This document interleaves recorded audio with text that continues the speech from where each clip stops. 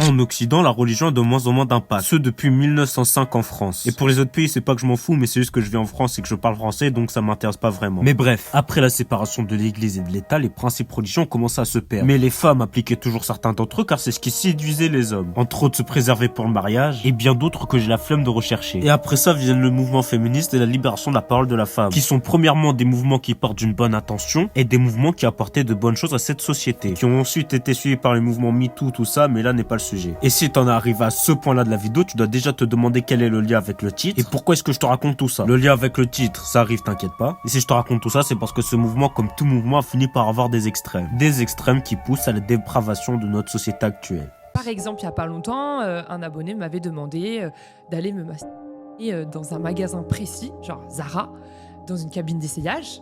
A fat fucking 10. On est dans les 4. 400.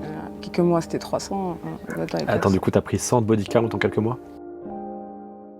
Est-ce que je suis en train de dire que le féminisme a fini par créer Tanaland et toutes ces conneries? Alors oui, mais non, c'est plus compliqué que ça et c'est ce que j'ai expliqué. Quand je dis qu'il y a eu des extrêmes dans ce mouvement, en vrai je dis ce mouvement mais je devrais dire ces mouvements parce que le lobby LGBTQIA+, et toutes les lettres de l'univers ont aussi un impact là-dedans. Parce que ces mouvements extrêmes prennent tous deux la dépravation par le phrase c'est mon corps, mon choix. Alors oui, je peux sonner comme un extrême connard misogyne, mais avant ça écoutez, parce que j'ai pas envie d'avoir des commentaires de femmes hystériques. Comment ça? Pourquoi est-ce que les femmes n'auraient pas le droit de faire ce qu'elles veulent de leur corps? Bref, bien évidemment ton corps t'appartient et t'en fais ce que tu veux, dans les limites du consentement. Mais c'est pas parce que tout est faisable que tout devrait être fait. Et pour ça, je prendrais l'exemple de quelqu'un qui joue à Fruit Ninja avec ses bras. Théoriquement, c'est son corps son choix et elle pourrait faire ce qu'elle voudrait. Mais si tu es une bonne personne et normalement constituée, tu devrais l'empêcher de faire ça. Bien évidemment, jouer à Fruit Ninja avec ses bras et baiser comme un lapin, c'est pas la même chose, mais le principe reste le même. Et en attendant, ça nous sort des femmes qui baisent avec 100 personnes dans la même journée et encore, je crois qu'il y a eu pire. Mais je vous l'avoue, j'ai un petit peu menti. Enfin, j'ai omis de vous donner une information. Les mouvements précédemment cités ne sont pas les seules causes de tout ça. Déjà, on peut citer le déséquilibre dans le marché sexuel.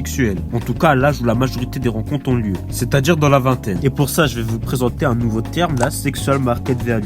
Bon, c'est un terme que j'aime pas beaucoup parce que ça fait youtubeur de droite red pill, mais je vais quand même pouvoir l'utiliser parce qu'il est bien pratique. Et pour résumer, c'est à quel point est-ce que t'es attirant. Et pour ça, je vais mettre mes lunettes de scientifique et vous montrer ce graphique, qui ne fait que répéter ce que j'ai dit, mais sous forme d'un graphique. En gros, les femmes ont des privilèges au niveau des rencontres amoureuses, et la décadence de notre jeunesse, c'est juste dû au fait que la majorité d'entre elles en profitent énormément. Et la troisième, la plus importante, c'est juste que les hommes sont soft. Et là, je pourrais te sortir des propos choquants pour pouvoir faire des vues et tout ça, mais j'ai décidé d'aller à l'essentiel. Dans une relation, les femmes n'ont pas de personnalité. Pas dans le sens où c'est des objets sans volonté propre, mais dans le sens où elles s'adaptent à celui qui est en face d'elles. De ce fait, elles n'ont pas de personnalité fixe. Car en plus de ça, elles peuvent s'adapter de plusieurs manières différentes. Toujours en fonction de celui en face de lui, et la seule chose qui fait exception à la règle, c'est le moment où est-ce qu'elles décident de le quitter parce qu'elles estiment que c'est trop. Même si le trop varie énormément étant donné que l'amour rend aveugle. Il y a des meufs qui restent en couple avec un bouc alors qu'il les bat régulièrement juste parce qu'elles sont amoureuses. Tout ça pour dire que si l'homme est dur, elles seront tendres. Que si l'homme est tendre, elles seront dures. Que si l'homme est très mauvais par amour, elles pourront tenter de l'améliorer. Et que si l'homme accepte d'être cocu, il finira par voir d'autres passer avec qui elle va rêver pendant une nuit. Après bon, je pourrais m'étaler sur ce sujet et d'autres encore, mais c'est pas vraiment celui de la vidéo. Donc je vais retourner sur le sujet principal et vous avez tout ce que j'ai dit en tête. Les principes religieux de nos jours se perdent. Et on le voit beaucoup en France alors que pourtant... Nous sommes un pays